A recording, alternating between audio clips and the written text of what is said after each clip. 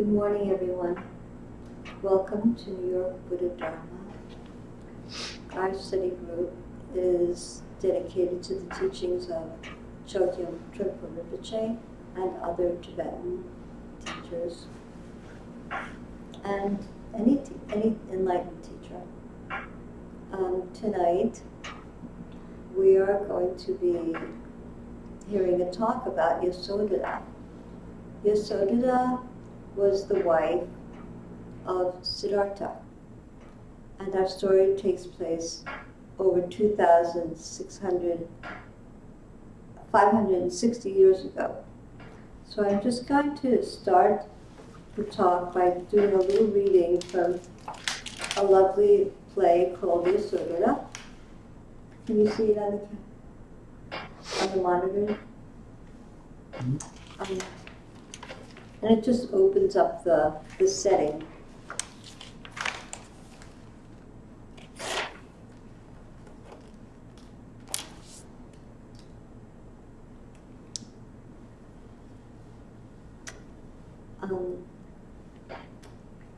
This is Yasodhara. Our story takes place 2,560 years ago in the great land of India. It is early morning. The sun is rising over the great hills and valleys of the kingdom called Sakya. Princess Yasodhara is sitting alone in the palace garden. There is a great commotion and excitement in the palace. Her beloved husband, Prince Siddhartha, is returning home after 7 years as the great Bodhisattva, Lord Buddha, the Awakened One. Everyone in the palace has been preparing for the Buddha's return. A great welcoming celebration is about to take place. Princess Yasodhara is sitting quietly, remembering. She is both excited and apprehensive about seeing her husband after so many years. Since Prince Siddhartha left the palace to seek a spiritual path, Princess Yasodhara has been leading the life as an ascetic as well. And now, this is Princess Yasodhara. It has been 7 long years since my beloved husband, Prince Siddhartha, left the palace to seek the spiritual path he longed for. Why, our son Rahula was just an infant then. He has grown to be a fine young boy, just the way his father was when we first met so many years ago, right here in this very garden.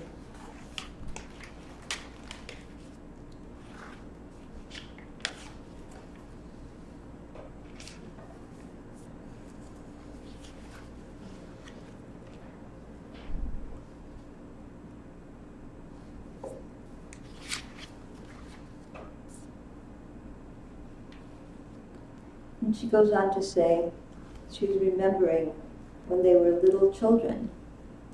Prince Siddhartha was practicing archery while some of my friends and I were having a game of tag ball. The ball accidentally went over to the other side of the hedges and almost hit the prince. Suddenly, he came around with the ball in his hand and looked at us, smiling warmly. After looking around, he came right over to me and gently placed the ball in my hand. But that was just the way he was. We smiled at each other, but I have to admit, I was rather shy.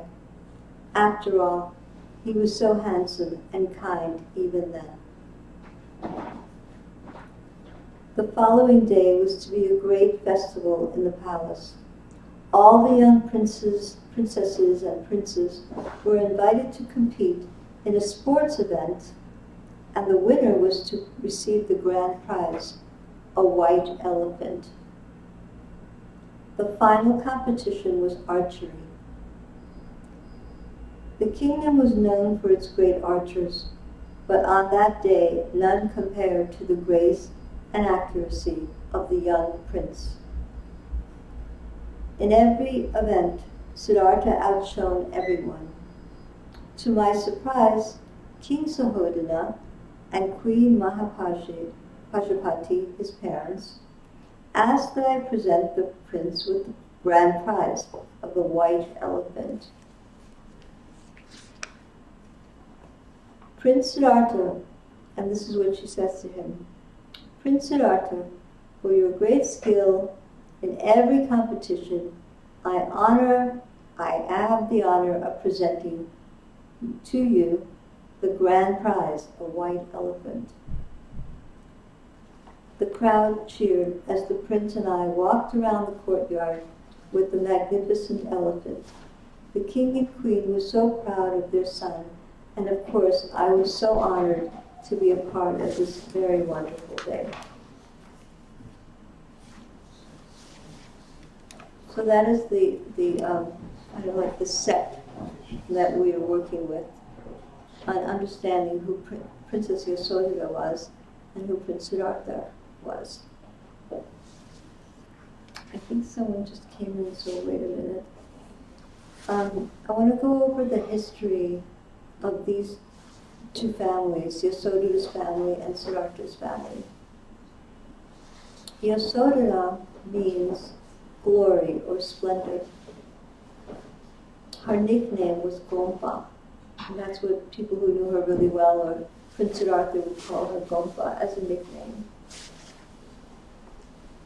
Siddhartha's mother, Yasodhara's mother was named Queen Pamita, and her father's name was King Supabuddha. Their kingdom was called Kolaya. That's where she came from. Siddhartha's mother was Queen Mahamaya. His father was King Suhodana, the head of the Sakya clan. His stepmother was Queen Mahapajapati, and she was also his aunt. And their kingdom was called Kapilavastu, and they were part of the Sakya family. So these two families were very powerful in that particular area of India, and usually they married within each other's families. And so Yasodhara was from Kolya, the region called Kolya, and Siddhartha was from the region called Kapilavastu. So those were the two families. So naturally, when they were children, they would have known each other because a lot of them were all related. And so she came to the palace where he was living, and she and her friends were playing. Maybe they were her cousins or girls that she knew, and maybe they were 7 years old, 6 or 7 years old, and they just played together, so they knew each other as children.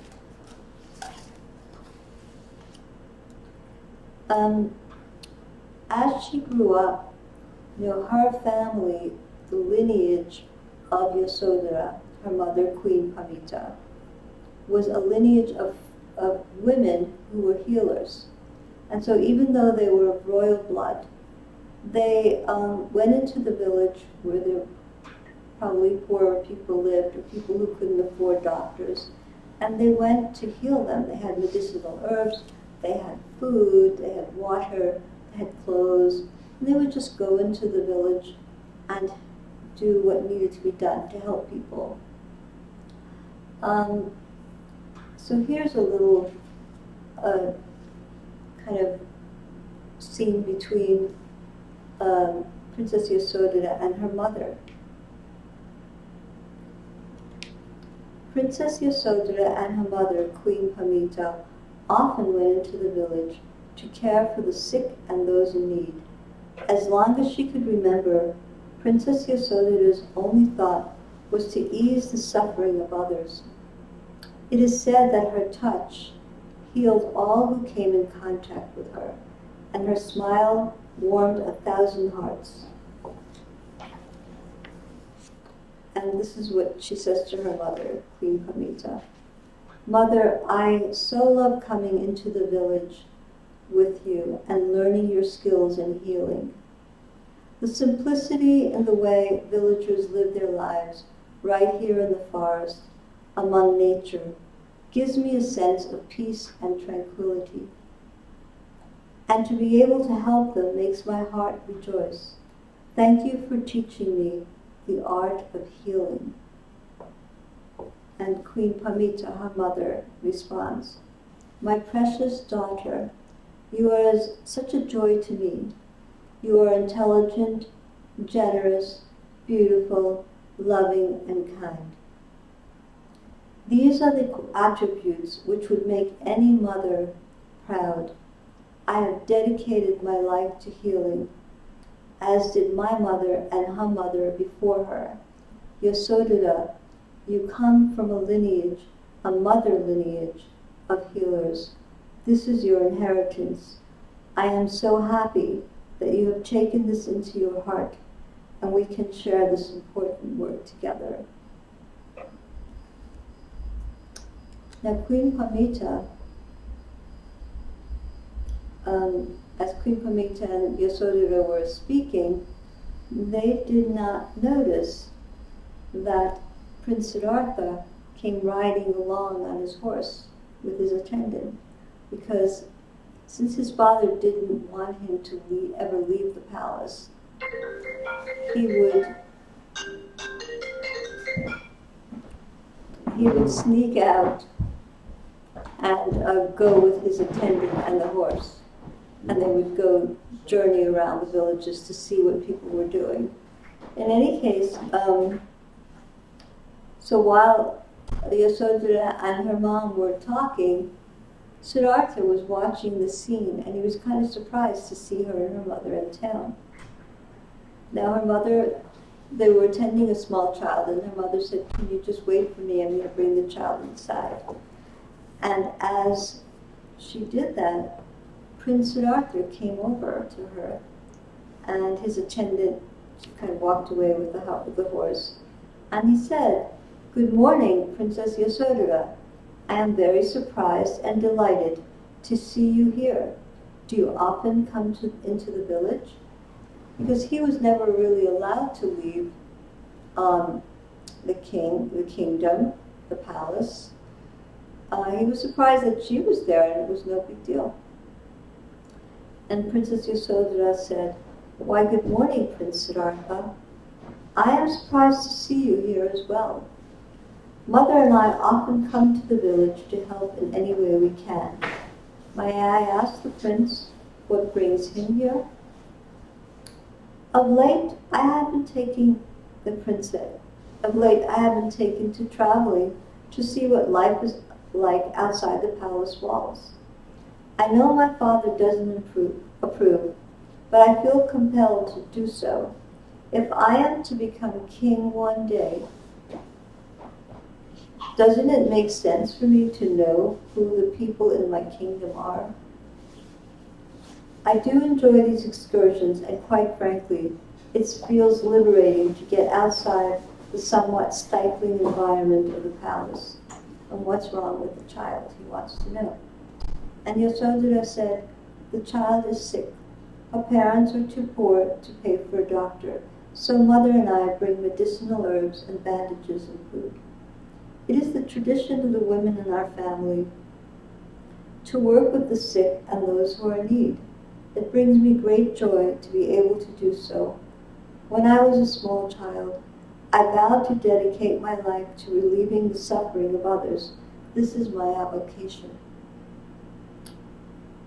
The Prince Siddhartha was extremely surprised when she said this. And he said, Princess Yasodhara, you are not like the other young women I have met within the palace. You are beautiful, graceful, intelligent, and you also care for the welfare of others. This is a rare and unusual combination.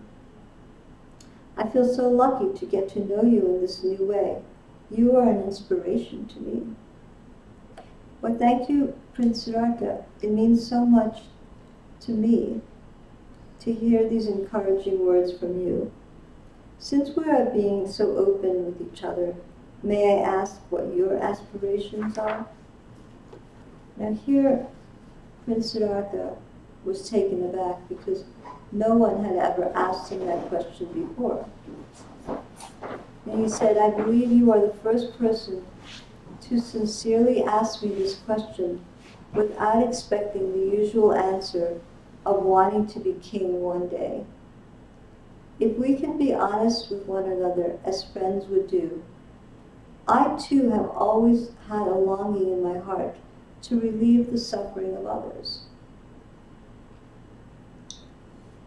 From the time I was a small child and watched my dear mother Mahamaya pass away, my heart felt compelled to understand the nature of impermanence. I have discussed this with my dear aunt Mahapajapati, who has raised me as her own son. She understands me, but my father is determined that I avoid all contact with the outside world. I feel very conflicted because I love my father and I want to live up to his expectations of me. But on the other hand, I feel my world is much bigger than the palace and this kingdom, or even the great land of India. I somehow believe my destiny lies outside the palace walls. So this is two teenage kids out in a village and just chatting with each other. And it's very pivotal because Siddhartha is getting to know Yasodhara in a very different way as an older person, and to see that their desires in life, their vision of their life is very similar. Because when people, and I guess even nowadays, when they come into great families and everything is provided for them, they might not always think about others. They might just want to have a life of leisure. And Siddhartha's father, who we're going to introduce now, King Suhodana, when Siddhartha was born, there were so many wonderful aspects of his birth that he called his spiritual advisors and asked them to do a prediction for his son. And what they said was very upsetting to him. One would be that he would be a great ruler, and that he was happy with, because he wanted his son to be the king one day. And then the other one said that he could also be a great teacher that the world has been waiting for. And that disturbed him because he didn't want his son to be a spiritual leader. He wanted him to be a king. Anyway, King Suhodana was sick and tired of hearing his son say that he wants to leave the palace and go out and explore.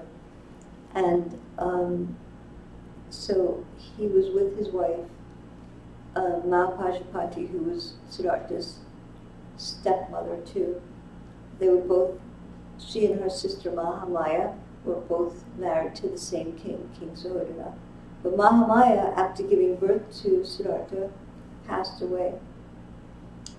So they were trying to, the king is frantic because he doesn't know what to do with his son. And like all teenagers, maybe they have all kinds of crazy ideas. So his younger brother suggested that they gather up all the beautiful young ladies in the kingdom and introduce them to Siddhartha, and then he would pick a wife and he would not think about leaving the palace again. So that's what they did. They introduced him to all the young, beautiful ladies in the palace, and they kind of all lined up, like you see a procession of girls. And they all offered him presents because he was a prince, and then he offered them presents. And what he did was, they would come in and they would be introduced to him, and he would give them some bracelets or something. And the last one to be presented to him was Yasodhara. And when he saw her, he looked at the table where all the jewelry was, and he didn't see anything on this table that was good enough to give to Yasodhara. So he looked at her, and she was so radiant, so beautiful, and he already got to know her, and he knew that she was an amazing person. So he took the golden chain off of the pendant off of his own neck that he was wearing, and he placed it around her. And everyone kind of knew that he picked her. So the next scene is they have a wedding. They didn't waste any time. They married them off. And Siddhartha's family was of the Brahmin caste, in those days, which was the highest caste. So they had a Brahmin priestess come, and she conducted the wedding ceremony.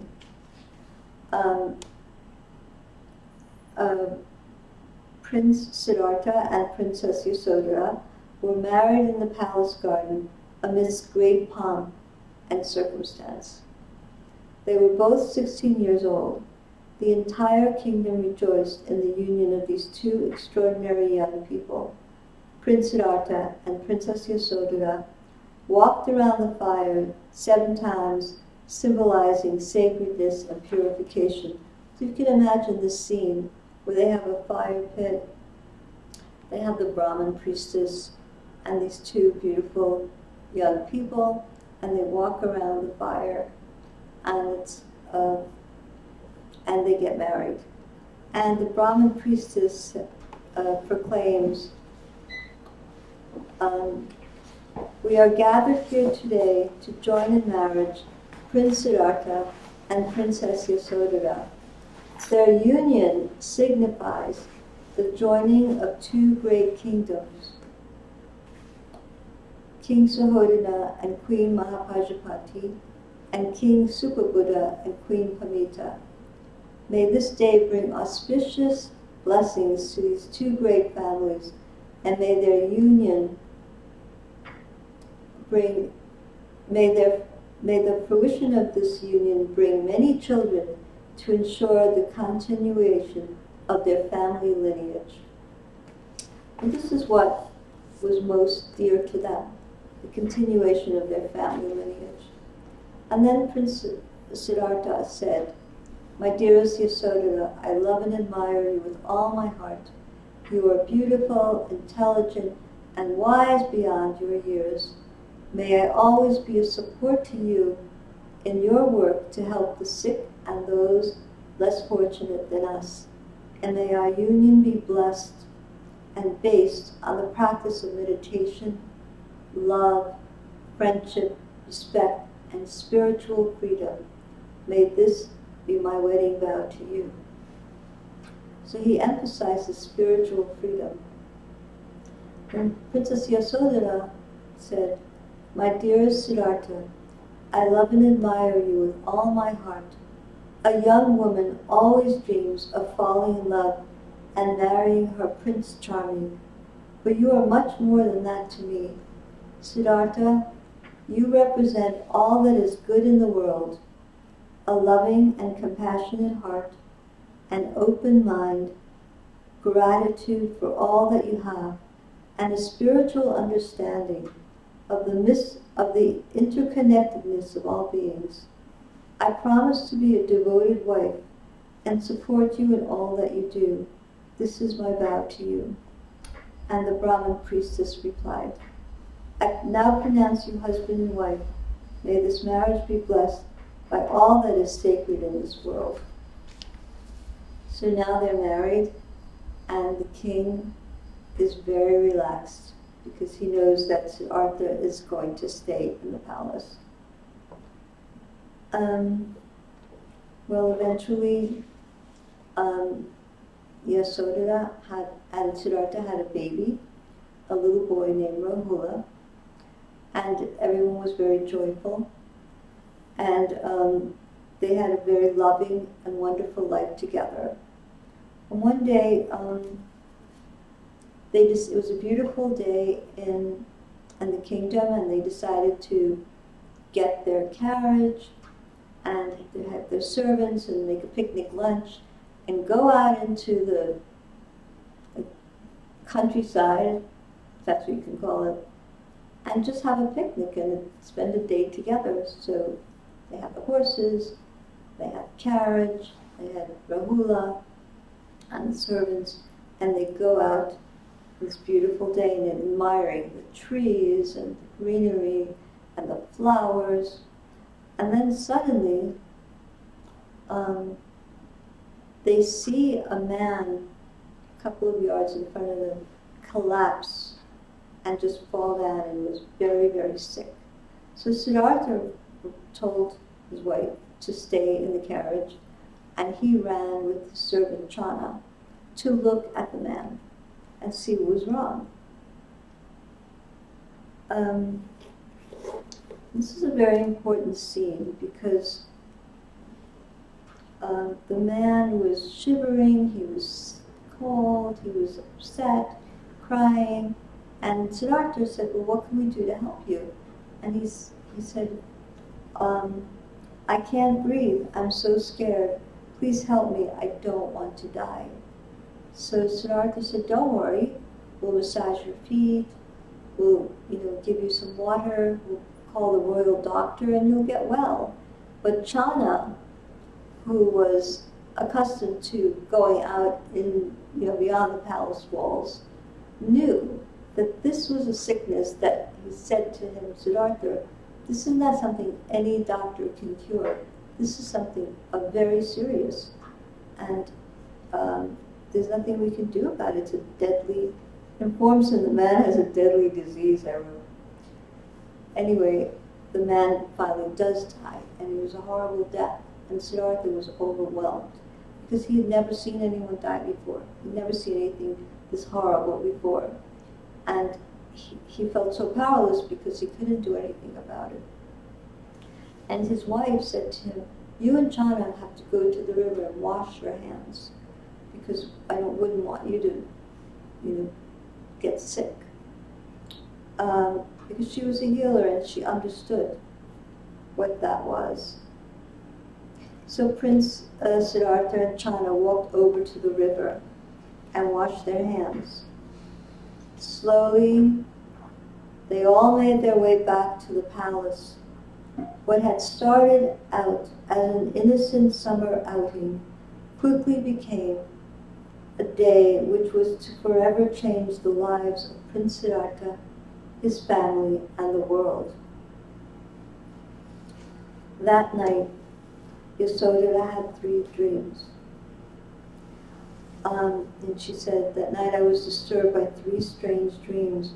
Frightened, I awoke to find my husband looking at me. I asked if these dreams were omens that he would soon be leaving to seek the way. And he said, Gompa, please don't worry. You are a woman of great depth. You are my partner, the one who can help me truly fulfill my quest. You understand me more than anyone else. If in the near future I must leave and travel far from you, I know you possess the courage to continue your work as a healer and mother. Though I am gone and far away from you and our son, my love for both of you remains the same. And when I have found the way, I will return to you and to our child and teach you what I have discovered. Please now try and get back to sleep.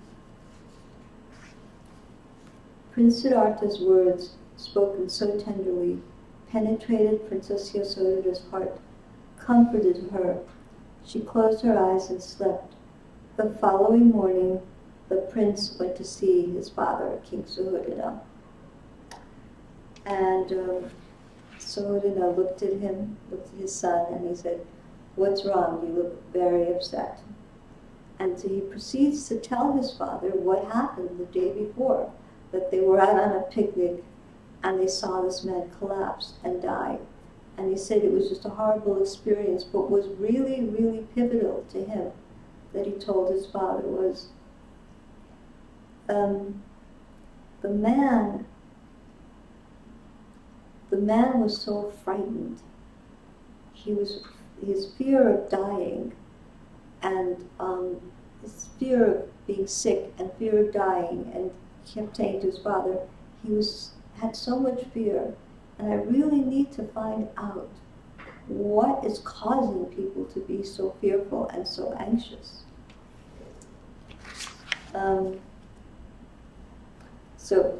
Siddhartha said, yes, Father, I am upset. Yesterday my family and I went into the countryside for an outing. A man no older than I collapsed and died right in front of us. He was so frightened. I realized it wasn't just his physical illness that was causing him pain. It was his state of mind, the fear of dying, that was even more horrifying.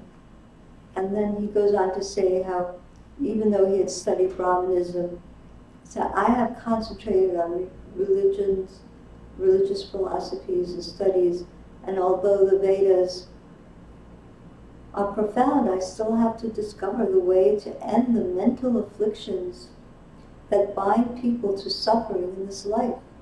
I feel that in order to do this, I must devote myself fully to this path. I want to leave the palace and study with the wise yogis who live in the forests and in the caves of our great land. I know if I do this, I will find the answers I am looking for, and in this way, be of great benefit to all sentient beings. Father, please grant me permission to leave the palace. Well, his father was not happy. And he said, he's trying to be understanding. In the history of our family, a few have entered religious life, but no one has ever done so at your age. They all waited until they were past 50. Why can't you wait? Your son is so young and needs a father to guide him. The whole kingdom is relying on you. Please think of us. And Siddhartha said, it is precisely because I am thinking of you that I want to leave. When I learn how to release the suffering in the hearts and minds of all sentient beings, then I can truly benefit my family and the kingdom. And Suhodana said, I love you very much, Siddhartha, but in my heart I fear you are making a grave mistake. No, I cannot give you permission to leave. And Siddhartha was despondent, and he left his father's house. Well, naturally, King Suhodana goes to his wife and maybe his brother, and they powwow. And he's like, I thought we finished this leaving the palace subject, but no, Siddhartha now wants to leave. What should we do? And then they said, why don't we just throw a party and, bring all the pretty girls, and we'll have some fun, and we'll have some entertainment, and he'll just forget all about it. So it was a full moon night. The king and queen had arranged a great banquet to try to distract their son, Prince Siddhartha, from any thoughts of leaving the palace. It was during this party that Princess Yasodhara walked and quietly left the party and went back home. And they just had a house on the grounds of the palace. And she went to the stable and she told Chana, we better saddle up Prince Siddhartha's horse, because she kind of had a feeling that this is it, he's leaving. And then she went back to her house and laid out Siddhartha's traveling clothes, laid out food and water and all the supplies he would need for a journey. And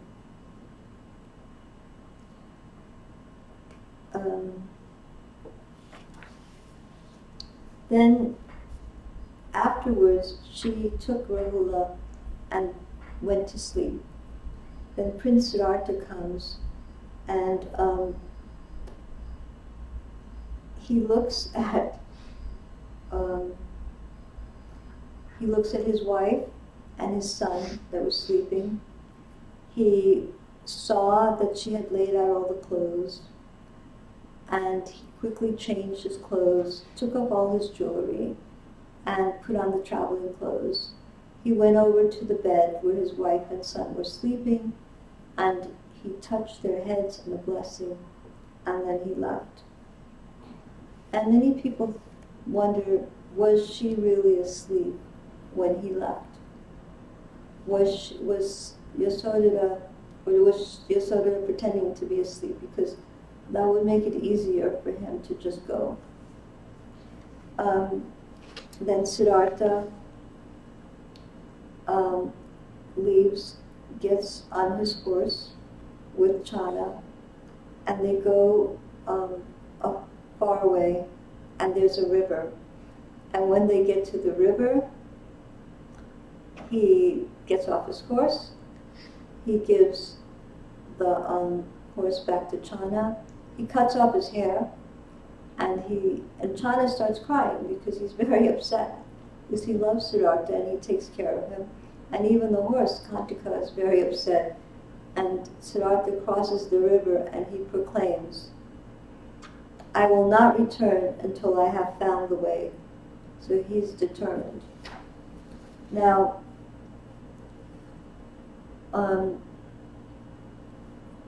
he leaves to go to the forest and study with the yogis. Now, we go back to present time. 7 years later, there's a whole commotion in the palace because Siddhartha is now returning. And Princess Yasodhara is sitting in the garden and reflecting on what's going on. And everyone in the palace is preparing food, preparing the rooms, because he's not just traveling alone. Siddhartha has a whole sangha now. He has monks traveling with him. He has disciples. And so Princess Yasodhara said, "I have waited so long for my dear friend, my dear husband, Siddhartha, to return to me. But now I know, I just don't know what I will say to him. I mean, I waited and waited for him to come back, but I don't know what I'm going to say to him."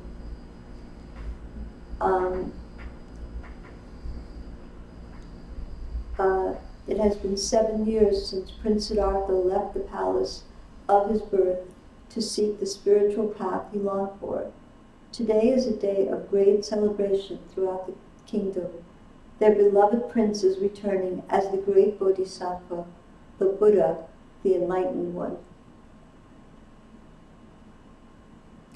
And Prince Rahula now is a young boy, he's maybe 7, and he runs to his mother, and he said in the garden, "Mother, mother, are you getting ready?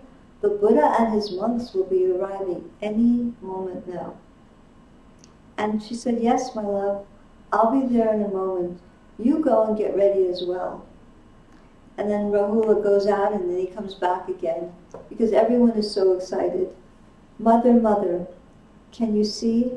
The Buddha and his monks have entered the palace now. How colorful they all look in their saffron robes. The Buddha is walking with such dignity, like a king. Mother, please come and greet him." And Yasodhara replies, "Son, you go ahead. Go and ask the Buddha for your inheritance." So, I think we'll have a Q&A now if anybody has any questions. We have a mic.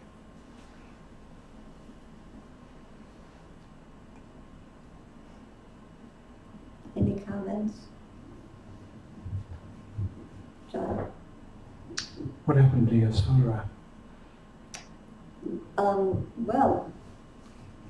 What happened when Siddhartha came back,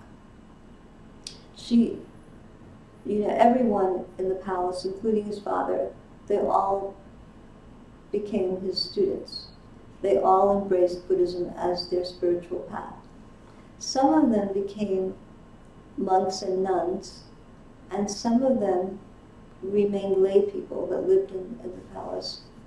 And I read on Wikipedia, because the last time I gave a talk on Mahapajapati, someone in the audience said that Yasodhara never became a bhikshu, a nun, a bhikshuni. But here on Wikipedia, it said otherwise. It said that she did become a nun. When Mahapajapati, her mother-in-law, became a nun, she joined also into that sangha of women. Her women stepmother, right? In-law. Stepmother-in-law, yeah. So she became a nun, and actually I have her. Who was an aunt? Mahapajapati. Was she the Buddha's aunt? Yes. Yeah. She was the Buddha's aunt and his stepmother. Oh, and his stepmother, okay. Because they were both married to the same king. So here, her, according to Wikipedia, her name is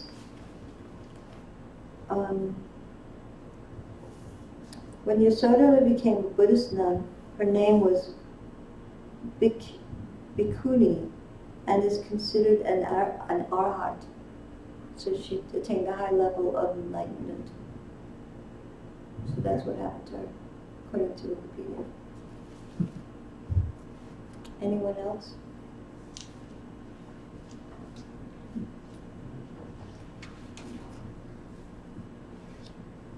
Why did you decide to come to this talk? Do you? Oh, yeah. Sorry. Just to know something new about Buddha and his wife. Mm-hmm. How did you like the talk? Did you find it interesting? Yes, very. Why? Some kind of new information about Buddha's wife. Yeah, about their path, which they put together. So it was kind of very interesting information for me. Yeah. Do you have anything to say? Thank you. Okay. Anything else? Do you have anything else to say?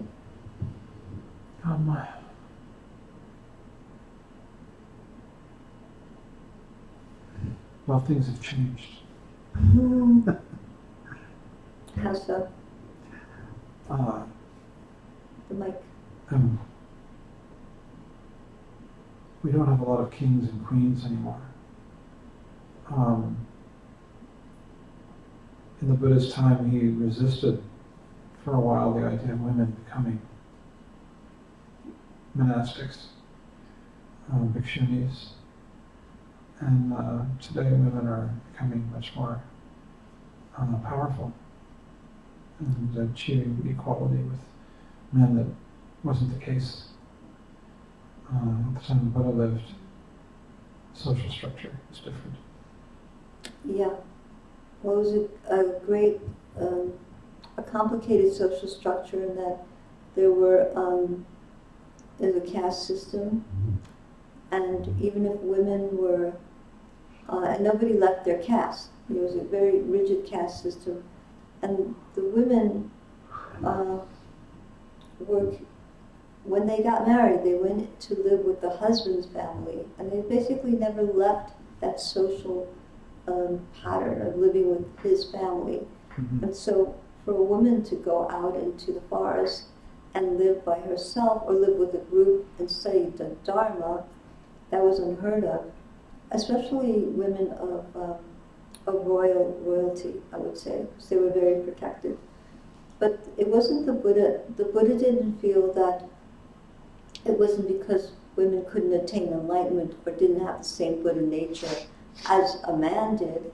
He just felt that already he had kind of started a different spiritual path that was hard for people to take, And then if he was going to, and then he abolished the caste system within his Sangha. So that was like a big thing that he did. And he just felt that if he also now said that women could become nuns and leave the home, people absolutely wouldn't be able to relate to it. So what they did was they gave the women like 8 extra rules that monks have. Because if you're a monk, you have different rules. And so they put on 8 extra rules, and this way they felt that the people of that time could say, okay, she's still lesser than a man, so it'll be okay if she's a nun. But what the benefit of that, even though it was unfair, obviously, was that they were able to live the life of practitioners and work with other people in a very strong way. So that was good.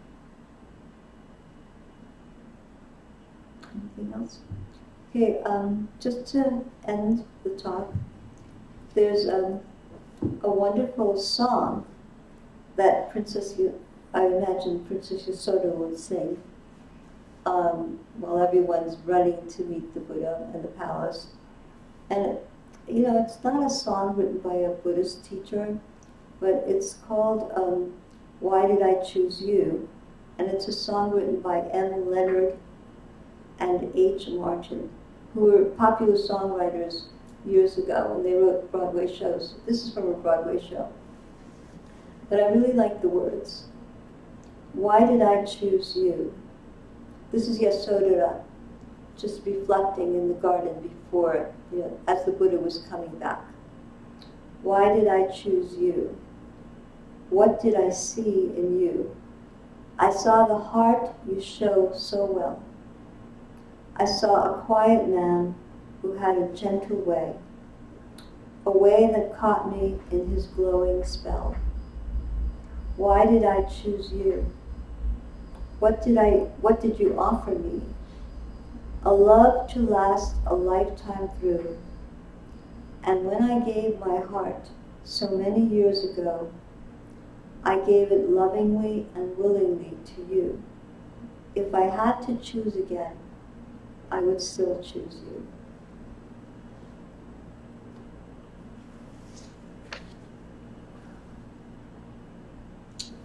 So, should we dedicate the merit? By this merit, may all attain omniscience. May it defeat the enemy wrongdoing. From the stormy waves of birth, old age, sickness, and death. From the ocean of samsara, may I free all beings. By the confidence of the golden sun of the great east, may the lotus garden of the Rigden's wisdom bloom. May the dark ignorance of sentient beings be dispelled. May all beings enjoy profound, brilliant glory.